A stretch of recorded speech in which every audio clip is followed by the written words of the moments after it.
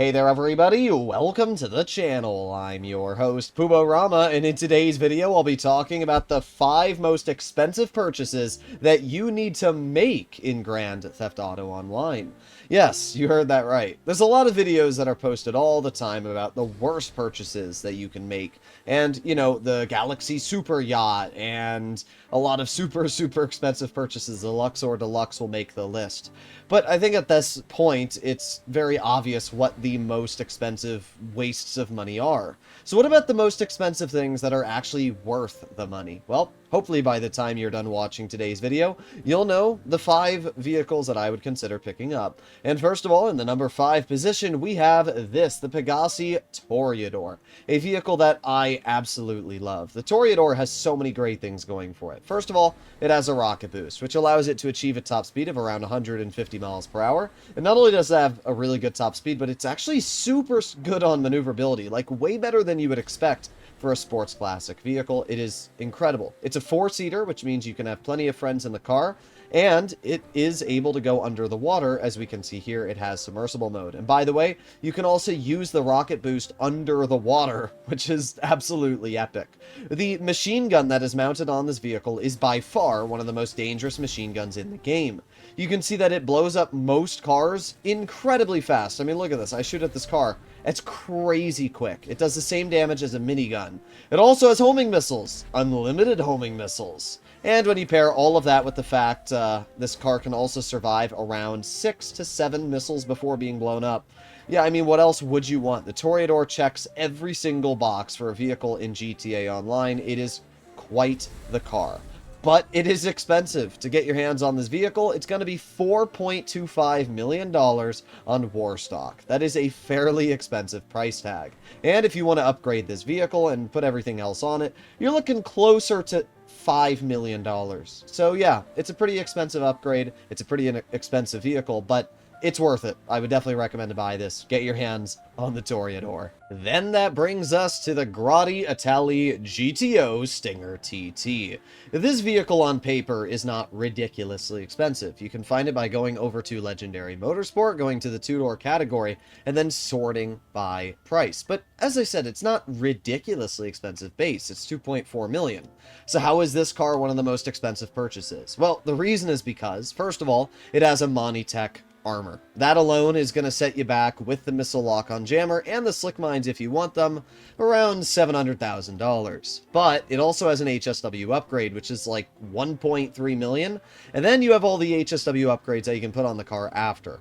When you add everything together, you are looking at around $5 million to get your hands on this vehicle. That is a ridiculously expensive price tag. But, well, this car has so many great things going for it. As I said, it's a Monitech, meaning that nobody's going to blow you up, right? You can survive 10 homing missiles, and first of all, it has a homing missile lock-on jammer, so you can't even fire them at the car. The vehicle also achieves a top speed of 168 miles per hour, making it the second fastest HSW vehicle in the game.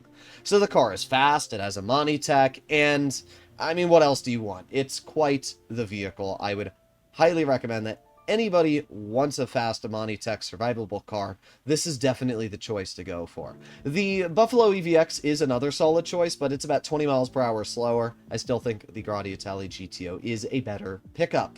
Then that brings us to another super duper expensive car, and this one actually breaks the $5 million threshold, and that is the weaponized Ignis. Now this vehicle does have some very cool capabilities. First of all, it's incredibly fast. It goes 145 miles per hour, which while it is slower than the Stinger TT, it has much better lap time. This is actually the best lap time supercar in the game. And it has semi-bulletproof glass, as we can see, which is really nice. It means that it's great for missions, and yes, you can use this car in missions. It also has a remote minigun on the roof, which we have to scroll to get to, but look at this. I mean, this remote minigun is incredibly fun to use. So you have a remote minigun, you have semi-bulletproof glass, and one of the fastest cars in the game.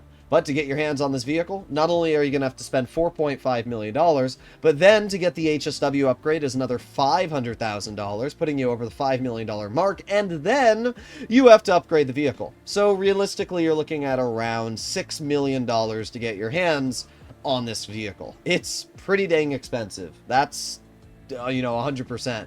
But it's worth it. I mean, look at how fast we're going right now. 155 miles per hour down the highway. We have a minigun, which I can just obliterate any car I want to. It's a little hard to control the minigun, but still. Car's blown up. It's great. It's a fantastic car in every single regard. In the number 2 position, we have a truly expensive purchase. This aircraft is going to set you back $6.8 million just to buy. And then if you want to put on the upgrades, you're looking at around $7 million. Yeah, that's kind of crazy. But most of you already know what it is, being the F-160 Raiju. We can take a look at my personal aircraft and we can request it right here, fly it into the sky whenever we want, and yeah, the Raiju is really fun, to be fair. It has an explosive machine gun, which you can use to obliterate cars. Not only does it have an explosive machine gun, it has homing missiles. It's also the fastest aircraft in the game, going in at a whopping, what the heck? Game's bugging out there. But this aircraft can go at a whopping 232 miles per hour. So it's got speed, it's got an explosive machine gun, and it has a stealth mode, meaning that you can always get the surprise on an enemy player if you're trying to. And that's obviously great. So this aircraft definitely checks every box. And really the major selling point for the Raiju is the fact that it has hover mode. And I do really like the hover mode on this aircraft because unlike the Hydras, it's actually super easy to control, which makes it really, really nice. So yeah, the F-160 Raiju, it's a great buy. It's not the best for grinding, I will say that. A lot of people get the Raiju thinking that it's going to be like a great grinding aircraft. It really isn't. It's not the best. It takes a while to land, and it's still a pain to have this as a personal vehicle, because then you can't call out any car or it'll despawn this. But in terms of just going from one point to the second point on the map, or blowing up enemies in a PvP match, the Raiju is the way to go. And that brings us to the most expensive purchase that you can make in Grand Theft Auto Online, and that is, well, the Oppressor Mark II. A lot of people don't realize how much money it costs to get an Oppressor. First of all, you need to own a Terabyte. And to own a Terabyte, you need to either own a nightclub or a garment factory. So let's say you buy the garment factory. That's $2.5 million. Then you have to buy the Terabyte, which is another $2 million. Then you need to get the upgrade station, which is another like $600-something thousand. And then you have to buy the Oppressor Mark II. With the trade price at $6 million, so if you add all these things together, to get your hands on an Oppressor Mark II and be able to fully upgrade it, you're looking at around $10 to $11 million. Yeah, that's right, for one single aircraft. I don't even know if this is an aircraft. We'll call it a motorcycle. Either way, the Oppressor Mark II, it is great, right? You have homing missiles, you have flares or chaff, depending on what you want to use. You also have the ability to fly at 130 miles per hour, as we can see on the speedometer. It's super maneuverable, right? I can fly wherever I want. Imagine doing this with an aircraft. You couldn't. You'd die, right? You could not do that with any plane, but this you can. Not only that, but the Oppressor is incredibly durable. You can drive it full speed into a building and just not die. Like, it's kind of wild. If you did that with a jet, it doesn't matter how armored the jet is, you will instantly blow up. And you also have a rocket boost, meaning that if you are in a pinch and you need to get right into the sky, you can immediately rocket boost into the sky and become a super big threat. It can hover in one spot, and this makes it super easy to use to kill enemies. I mean, what more do you want? It basically covers every single base. In terms of a free roam session vehicle, the Oppressor is crazy. I mean, I can probably fly it right through this gap here. Well, I can, but not without crashing into the building. But again, you couldn't do this with a jet. You couldn't do this with the Raiju. You couldn't do this with any other aircraft in the game. The Oppressor is kind of wild, and it's what allows it to be such a fun purchase. It's definitely worth it. If you're grinding, if you're doing anything that involves money, going from point A to point B, even PvP, the Oppressor is still king of PvP. Because, you know, take this car here. Pretend this car is an enemy player, and boom, now the car's gone. That's all you got to do to blow somebody up, right? We got two cars here, and boom, cars are blown up. Like, it's just so easy to turn the Oppressor down, blow up whatever it is, you know? It just doesn't require much effort.